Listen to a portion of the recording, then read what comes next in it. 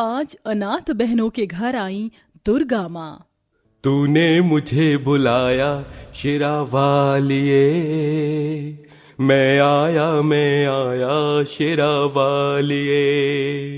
ओ तूने मुझे बुलाया शेरा वालिए, मैं आया शेरा वालिए। जोता वालिए, पहाड़ा वालिए, मेहरा वालिए, तूने मुझे बुलाया शेरा वालिए। मैं आया शेरा वालिए। जयकारा मां शेरा वालिदा बोलो, साचे दरबार की जय। ये लो प्रसाद बच्चों। माँ बाबा, हम लोग रोज दुर्गा माता की पूजा क्यों करते हैं? इसलिए ताकि दुर्गा माता हमसे प्रसन्न रहे और उनकी कृपा सदा हम पर बनी रहे। बाबा, हम दुर्गा माँ को माँ क्यों बोलते हैं? क्या ये हमारी माँ है? हाँ बेटा, ये हमारी माँ है, और सिर्फ हमारी ही नहीं बल्कि सारी जगत की माँ है, और हम इनके बच्चे हैं। इसका मतलब माँ दुर्गा माँ हमेशा हमारे साथ रहेंगी और आपके और बाबा की तरह ही हमें प्यार करेंगी। हाँ मेरे बच्चों, दुर्गा माँ हमेशा तुम्हारा ख्याल रखेंगी, जैसे मैं और बाबा रखते हैं। मोहन दुर्गा माता के मंदिर का पुजारी था।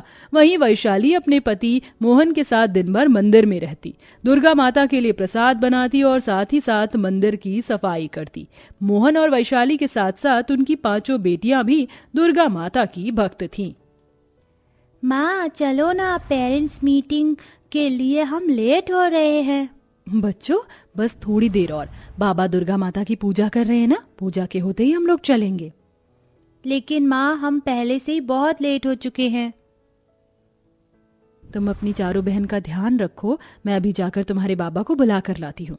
वैशाली अपनी 5 बेटियों को मंदिर के नीचे छोड़कर मंदिर के अंदर चली जाती है, जहां मोहन दुर्गा माता की पूजा कर रहा होता है। ये देख वैशाली भी मोहन के साथ पूजा करने लगती है कि तभी अचानक वैशाली की साड़ी के पल्लू में नीचे रखे दिए से आग लग जाती है, जिससे वैशाली जलने लगती है। मोहन वैशाली को बचाने के लिए जाता है, लेकिन मोहन भी जल जाता है। आग को देख कोई भी उन दोनों पति पत्नी की मदद नहीं कर पाता। अपने माँ बाप के चिल्लाने की आवाज सुन 5 बहनें जैसे ही ऊपर आती हैं तो देखती हैं कि दुर्गा माता की मूर्ति के सामने उनके माता पिता जलकर मर गए। माँ, बाबा, आंखें खोलो ना। आप लोग अपनी आंखें क्यों नहीं खोल रहे हो? ये क्या हुआ आप लोगों को? दीदी, माँ बाबा कुछ बोल क्यों नहीं रहे? क्या वो हमें छोड़कर चले गए?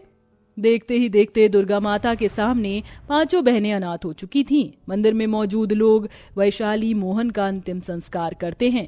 अपने माँ बाप को खोकर 5 बहनें अभी सदमे से उबरी भी नहीं थीं कि तभी अचानक गांव का सरपंच उनके घर कुछ लोगों को लेकर जा पहुंचता है। जल्दी से यह घर खाली करो और निकलो यहाँ से। हम क्यों निकले यहाँ से? ये घर हमारा है। ये घर तुम्हारा है नहीं, तुम्हारा था। तुम्हारे माँ बाप ने मरने से पहले सरपंच जी से कर्जा लिया था। अब वो तो मर गए तो कर्जा कौन चुकाएगा? उनकी आत्मा। हाँ, चलो जल्दी से यहाँ से चलते बनो। ये हमारा घर है, हम इसे छोड़कर नहीं जाएंगे। तुम लोग हमसे झूठ कह रहे हो। अरे लगता है ये 5 बहनें ऐसे नहीं मानेंगी। वो लोग बेरहमी से 5 बहनों को उनके घर से बाहर निकाल देते हैं। ये सब देख सबसे बड़ी बहन शीतल को बहुत गुस्सा आता है और वो सीधा अपनी 4 बहनों को लेकर दुर्गा माता के मंदिर जा पहुंचती है। हे दुर्गा माँ, तू तो सारे जगत की माँ है ना, तो तूने हमारे साथ ऐसा क्यों किया? क्या एक माँ अपने बच्चों के साथ ऐसा करती है? पहले तो तूने हमसे हमारे माँ बाप छीनकर हमें अनाथ कर दिया और अब हमसे हमारा घर छीनकर हमें बेसहारा कर दिया। हमने हमेशा तेरी पूजा की, तुझे अपनी माँ माना, लेकिन आज के बाद तू हमारी माँ नहीं और ना हम तेरी बेटियाँ। आज से हमारा तुझसे कोई रिश्ता नाता नहीं है। अब हम 5 बहनें पूरी तरह से अनाथ है। शीतल 4 बहनों को लेकर गांव में बेसहारों की तरह भटकती है कि तभी उसे जंगल के पास एक कुटिया दिखाई देती है, जिसमें वो अपनी 4 बहनों को ले जाती है और अब 5 बहनें भूखी प्यासी सो जाती हैं। मेरी बच्चियों, तुमने तो मुझे अपनी माँ कहा था ना? एक माँ के रहते तुम कैसे अनाथ हो सकती हो? ऐसे ही 2 दिन गुजर जाते हैं और पांचों बहनें अभी भी उसी कुटिया में ही रह रही होती हैं। दीदी, हमें बहुत भूख लगी है, कुछ खाने को दो ना। भूख के मारे पेट में बहुत दर्द हो रहा है। अगर आज माँ बाबा जिंदा होते तो वो हमें जरूर खाना खिलाते। भूख तो मुझे भी लग रही है, लेकिन ना ही तो इस घर में अन्न का दाना है और ना ही हाथ में एक पैसा। पांचों बहनें भूख के मारे तड़प तड़प कर रो रही होती हैं कि तभी उनके दरवाजे पर एक औरत आती है। घर पर कोई है क्या? कोई है इस घर में? उस औरत की चिल्लाने की आवाज सुन पांचों बहनें अपने घर से बाहर आती हैं। कौन हो आप? मेरा नाम दुर्गा है, मैं यही पास वाले गांव से आई हूँ। क्या कुछ खाने के लिए मिल सकता है? बहुत जोरों की भूख लग रही है। हम लोगों ने खुद 2 दिन से कुछ नहीं खाया है, हम तुम्हें क्या दें? हमारे घर में एक भी अन्न का दाना नहीं है। शीतल इतना बोलती ही है कि तभी घर के अंदर से बर्तन गिरने की आवाज आती है, जिसे सुन पांचों बहनें और वो औरत जैसे ही अंदर जाती है तो देखती है कि घर में रखे सभी डब्बों के अंदर बहुत सारा राशन है। तुम्हारे घर में तो एक भी अन्न का दाना नहीं था, तो ये सब क्या है? हम सच कह रहे हैं, घर में सच में कुछ भी नहीं था। अरे बाबा, मैं तो मजाक कर रही थी, इसमें इतना परेशान होने वाली कौन सी बात है। एक काम करो, तुम पांचों बैठो, आज मैं तुम्हें अपने हाथों से खाना बनाकर खिलाती हूँ।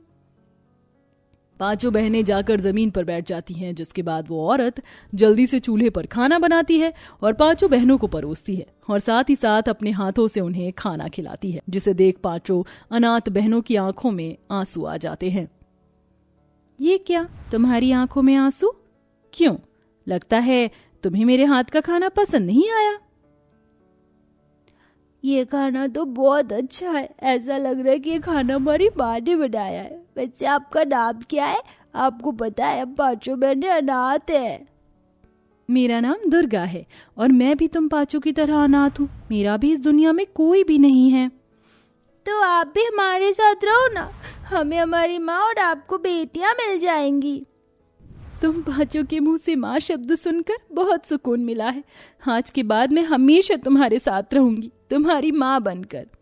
दुर्गा की बात सुन पांचों बहनें उसके गले लग जाती हैं। अब दुर्गा उन पांचों बहनों को बिल्कुल अपनी बेटियों की तरह पालती है, उनके कपड़े धोती है, उनके लिए खाना बनाती है और उनका अच्छे से ध्यान रखती है, बिल्कुल एक माँ की तरह।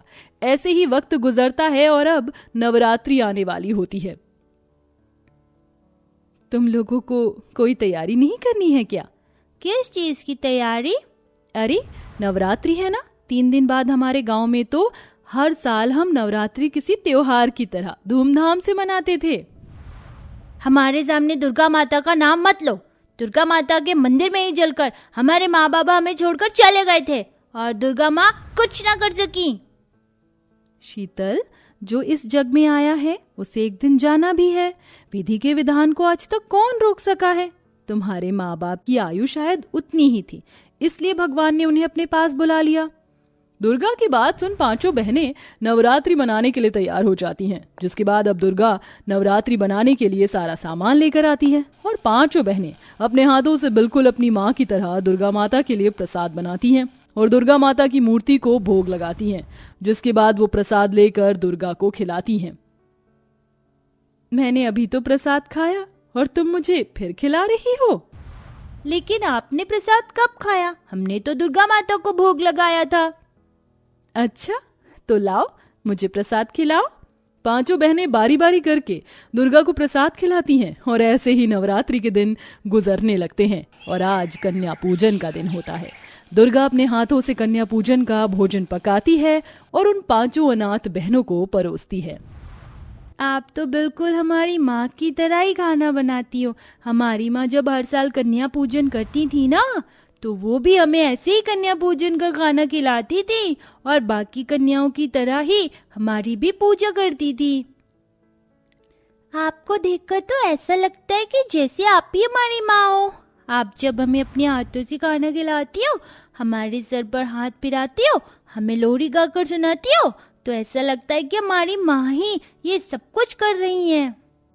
दुर्गा माँ ने हमसे हमारी एक माँ छीन ली, तो आपके रूप में हमें दूसरी माँ भी दे दी। काश हम दुर्गा माँ को देख पाते। शीतल के इतना कहते ही दुर्गा के अंदर से एक सुनहरी रोशनी निकलती है और देखते ही देखते दुर्गा एक साधारण औरत से दुर्गा माता का रूप ले लेती है, जिसे देख पांचों बहनें उनके सामने हाथ जोड़ लेती हैं।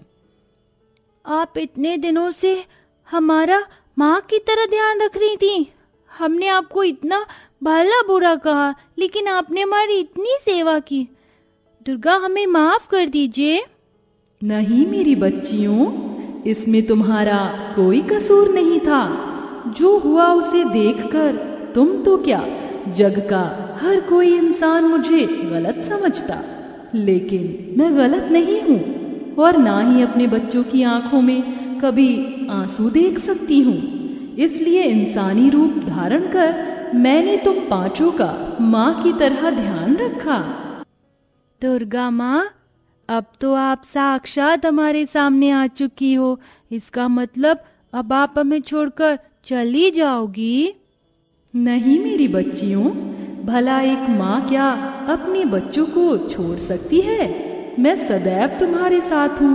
तुम जब जब मुझे याद करोगी मैं तुम्हारे सामने आ जाऊंगी। मेरा आशीर्वाद सदा तुम्हारे साथ है। दुर्गा माँ उन पांचों बहनों को आशीर्वाद देकर वहां से चली जाती है। दुर्गा माँ की कृपा से पांचों बहनों को अपना घर भी वापस मिल जाता है। पांच बहनों के पास अब इतनी संपत्ति होती है कि वो खुशी खुशी अपना जीवन जीती है। साथ ही साथ दुर्गा माता भी सदैव उन पर नजर रखती हैं और उनके साथ कुछ गलत हो उससे पहले ही गलत करने वाले को सजा दे देती हैं। और इसी के साथ अब पांच बहनों का दुर्गा माता पर एक अटूट विश्वास बन चुका था।